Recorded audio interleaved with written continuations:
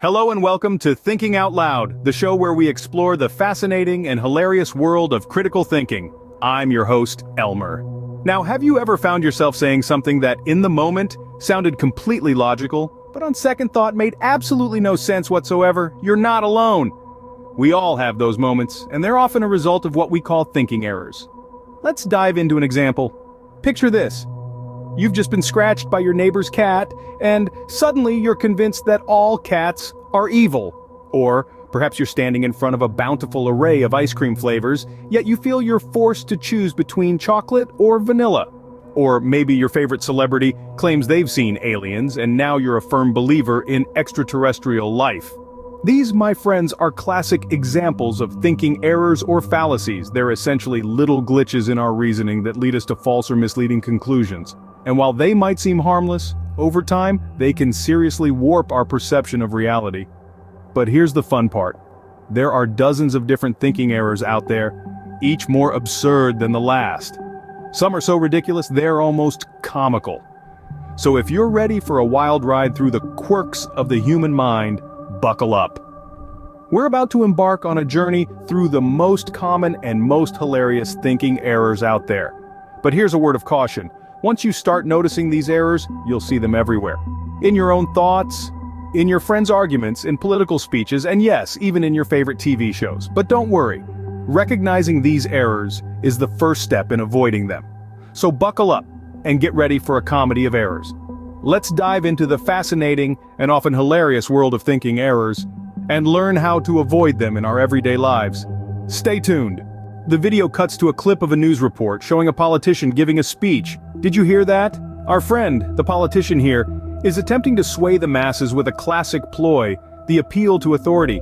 He's saying, look, Oprah likes me. Oprah thinks I'm good, so you should think I'm good too.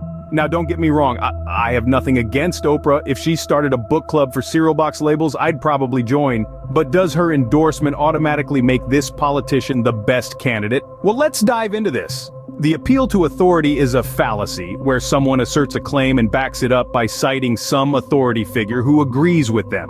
It sounds something like, if Einstein thought E equals mc squared, who are you to disagree? It's a sneaky trick because it shuts down the conversation. After all, who are we to argue with Oprah? Or Einstein, or Beyonce? But here's the thing, just because someone famous or powerful believes something doesn't make it true. Even the brightest stars in our universe can have misguided beliefs. Heck, even Kanye West thought he could become the president. The point is, people, even influential ones, can be wrong. In our politician's case, sure, Oprah's endorsement might mean something. She's a respected figure with a massive following.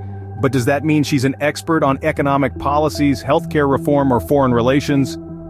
Does her stamp of approval automatically make this politician the best choice for the job? No, it doesn't.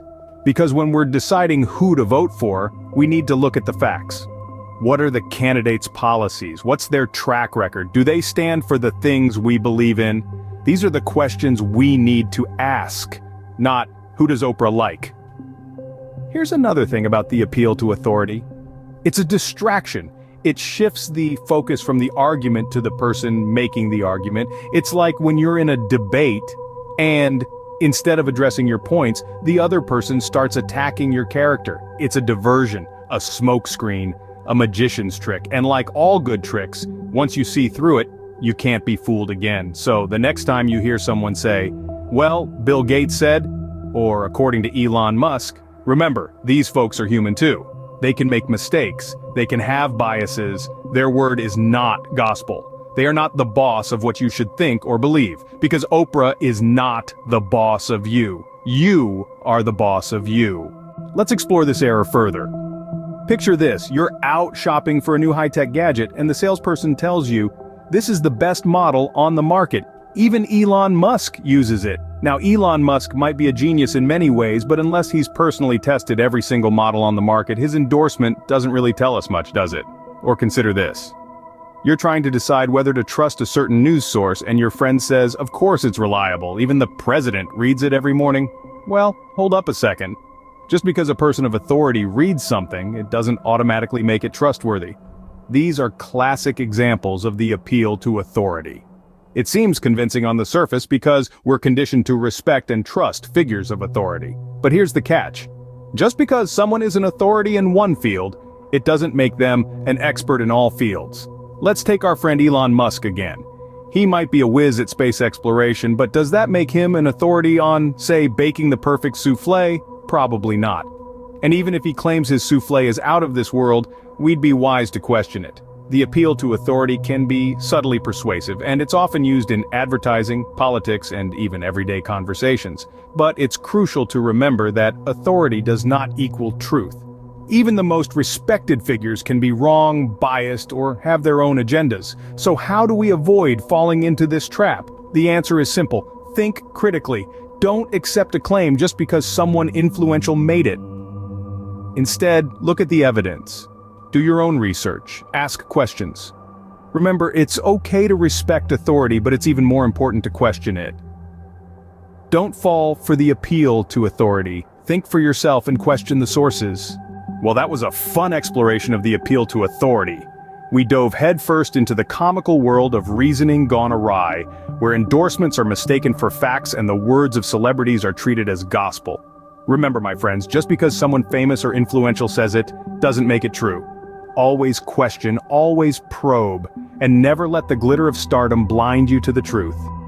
Now, if you thought this episode was a hoot, wait until you see what we have in store for you next time.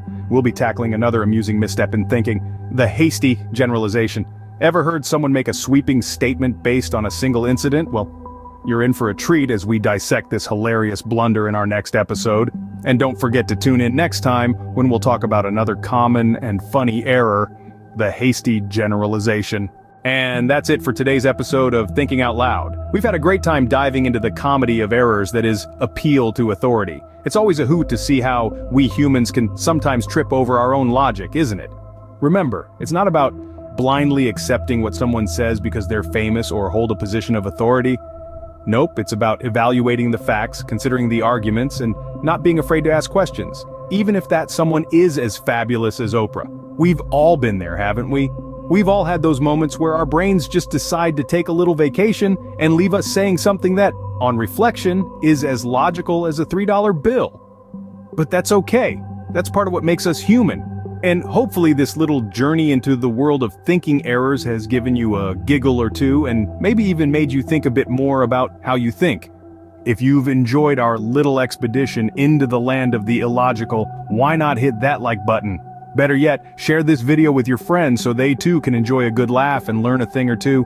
And if you haven't already, don't forget to hit that subscribe button. It's free, it's easy, and it means you'll never miss out on another episode of Thinking Out Loud.